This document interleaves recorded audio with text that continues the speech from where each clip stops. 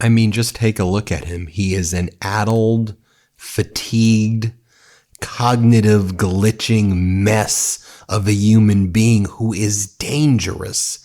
He's been lying about fake conversations he claims he's having with China's President Xi Jinping. The embassy from China had to say, stop making up fake conversations. We're not having any communications with the United States about tariffs. And Donald Trump just the whole day was inventing, oh, we're having productive conversations. We're speaking about it. So then Donald Trump gets on Air Force One. He's on his way to Rome, where he's going to be there for the funeral of Pope Francis. And a reporter asks him, so like, have you spoken to Xi Jinping? And then Donald Trump's like, I don't want to discuss that. I'm not discussing that. Here, play this clip. You said that you've spoken to President Xi multiple times. Is that since taking office, sir? I don't want to discuss that, but I'm speaking to a lot of people from China, but I'm speaking to people from all over the world on the tariffs, and we're making very good deals. Very good. It's going to make our country rich. We're not going to be ripped off like we have been for the last literally 50 years. Okay, well, what do you want to discuss, Donald? A reporter asked Donald Trump, so do you have any updates on Hegseth? And Donald Trump's like surprised by the question, like, what? Well, what do you mean Hegseth? I don't know, that your defense secretary continues to have classified communications on Signal and on text threads, and he brags about war plans placing our fighter pilots and troops in jeopardy. By the way, while Houthis are shooting down our drones, like 7 drones have been shot down over Yemen. Is this something that, you're focused on? Here, play this clip. Yeah, I hear a pretty good meeting. Mr. President, any update on Secretary Hegseth? Your confidence in him? About what? With Signal, having Signal on his I don't view Signal as... on his core computer. What do you think? I don't view Signal as important. I think it's fake news, really. I don't view it as important. You said you're going to be meeting with some leaders while you were in. Did you hear what he said? He said, I don't view that as even important. I think it's fake news. As one commentator wrote, using a private email server, the worst intelligence catastrophe in history. Leaking classified war plans, not important. Got it. Blatantly just leaking our war plans on purpose. When we know that Russia, we know that the Houthis, we know that China and other people are gaining access to this stuff. So then another reporter asks him, and again, when I say like addled, having cognitive issues, fatigue, I mean, look at this person. Like, this is not normal behavior. And for all the media talking about, oh, former President Biden's old, what the hell are we watching here? So a reporter asked Donald Trump, what would you consider a substantial concession from China in your trade deals with China? What do you want them to do? And Trump's response is, I want them to free it up. Free up China.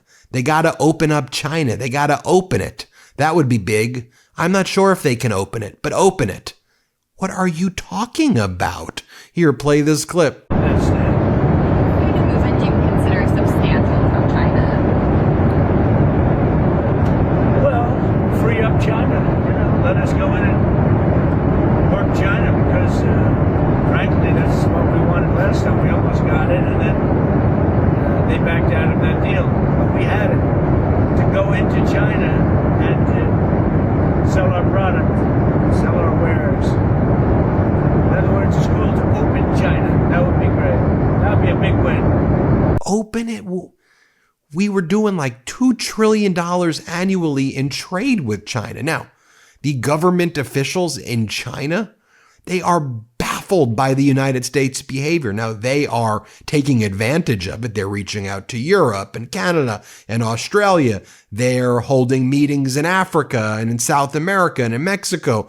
They are reaching out across the globe to assert themselves as a counter to the United States, saying, look, we're more stable than the United States is. But they're like, why is the United States want to bring in like manufacturing jobs that we do in China when China's trying to emulate what the United States does?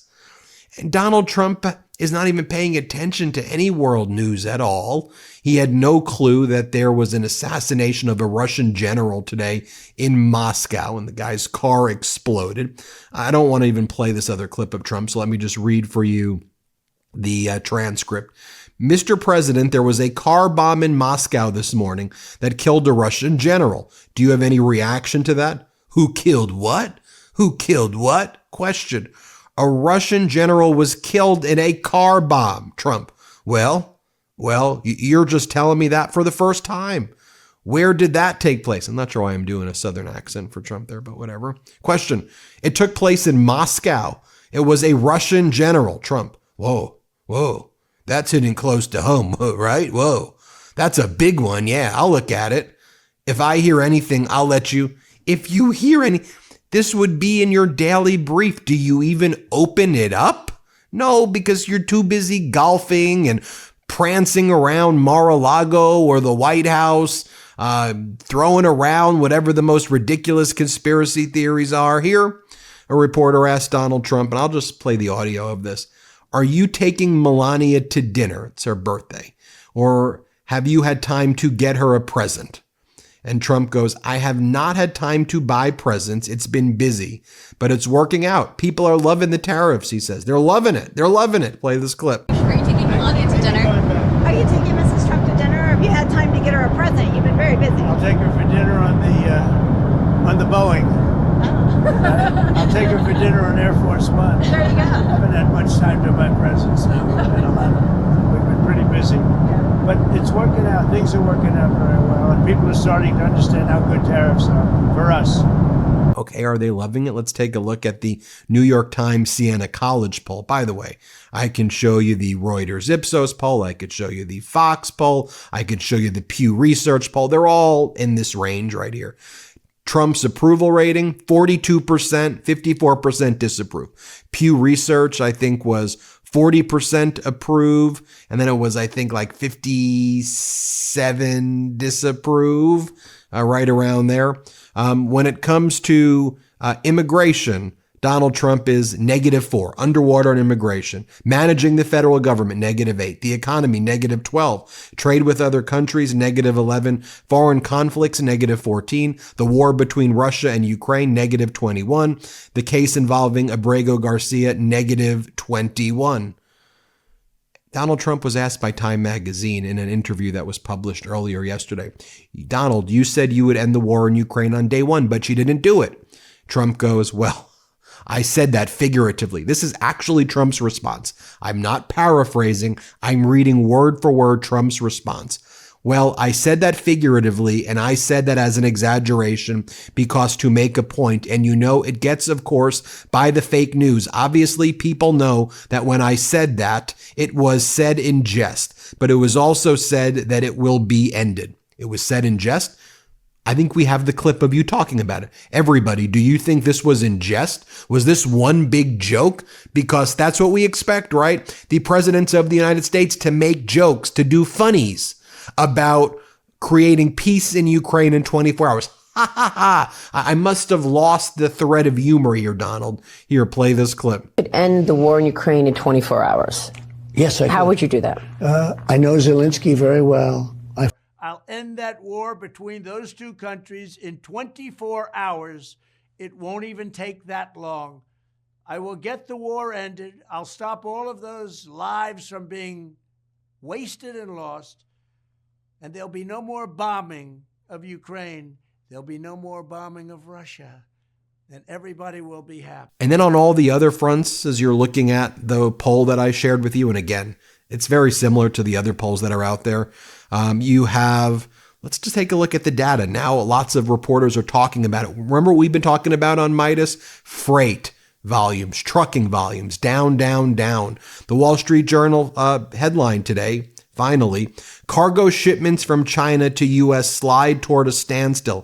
Cancellations accelerate. Shipments out of China for major retailers and manufacturers has ceased. The impact is staggering.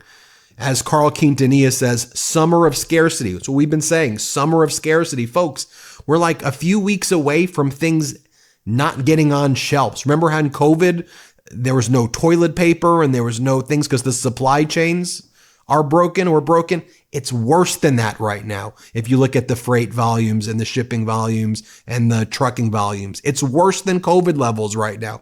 But folks, Donald Trump's focused on all the important things like what is wrong with this is what he posted. What is wrong with the NFL owners? Are they stupid? Deion Sanders was a great college football player and was even greater in the NFL. He's also a very good coach, streetwise and smart. Therefore, Shador, his quarterback's son, has phenomenal genes and is all set for greatness. He should be picked immediately by a team that wants to win. Win is in capitals. Good luck, Shador, and say hello to your wonderful father. By the way, I'm sure that inspired teams to pick him earlier on. Should talk about these two other stories. Number one, we're learning about a federal judge who raised the alarm on Friday that the Trump regime appeared to have deported a 2-year-old U.S. citizen to Honduras with no meaningful process, even as her father was fighting to keep her in the country, as the judge said, in the interest of dispelling our strong suspicion that the government just deported a U.S. citizen with no meaningful process. The court wants to know more. The girl was deported Friday with her mother to Honduras, despite her father's efforts to keep her in the United States. And then, of course, Donald Trump and his regime are bragging how they sent in the FBI to arrest a Milwaukee County Circuit Court judge named Judge Hannah Dugan. She's a state court judge presiding over a case of an individual in her courtroom. Last week, the feds wanted to arrest the guy in her courtroom. Judge Dugan said, if you want to arrest the guy, do it outside, do it at his home, do it in the parking lot.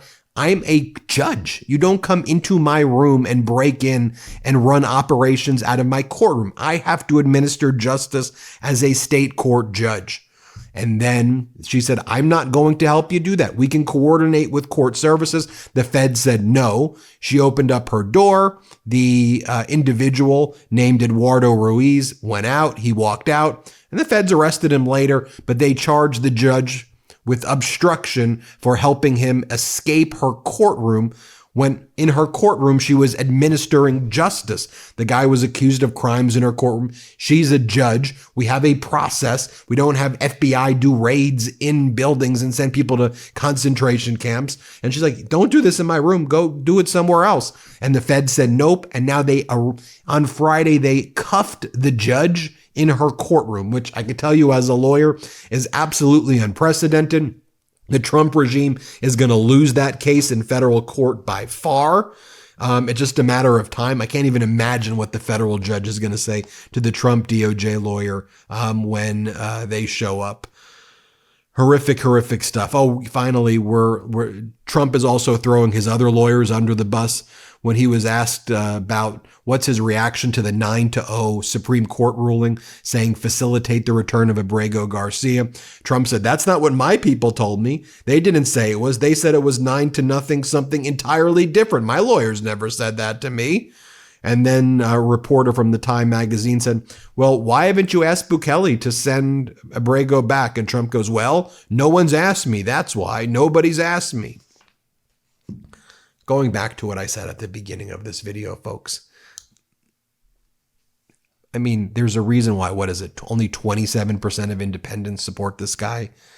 People are rising up. People know what's going on in the economy. People see that the economy was doing well in January before it was passed over to Donald Trump. People know. You know, Trump thinks that he can just go ahead and lie and say all of this crap. I mean, look, he's got his MAGA mush brain zombified Fox regime watching people. He's got them. But there's like 65-70% of America now that is livid, and rightfully so. I'm Ben Meiselas from the MeidasTouch Network. Thanks for watching. Hit subscribe. Let's get to 5 million subscribers. New Meidas merch drop! Check out the latest pro-democracy sticker packs, t-shirts, hats, sweatshirts, and more. All at store.meidastouch.com.